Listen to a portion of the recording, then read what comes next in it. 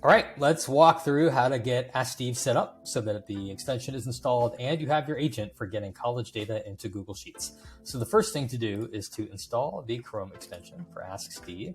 Go ahead and click on through this. And it's going to ask me to either create an account with an email and password or log in with Google. In this case, I'm going to log in with Google, and it will pop open a new window and enable me to do so. Once I've done that, it's going to say, hey, okay, you get some free credits to try things out, and then you can either put in your own API key and model to keep using Ask Steve for free, or you can buy more credits if you want to. And then it walks you through an onboarding tutorial, which is super helpful, but we're going to just skip for now and go back to our installation page here and say, next is make a copy of the Ask Steve College's Google Sheet. So I've got this sheet, it's a view only. I'm going to say file and make a copy.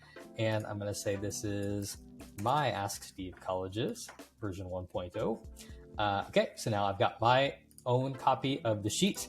And then the next is click the purple lightning bolt tab in the lower right. So I'm going to go ahead and do that. That opens up the Ask Steve side panel.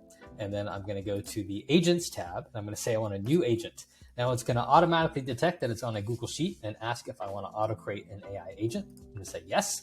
And it's going to tell me I need to connect my Google Sheets account first. So let me click on through here, connect my account, go ahead and give it access, and then hit save. And then it says, go back and press the new button again. Okay, I'm going to go back and press the new button again.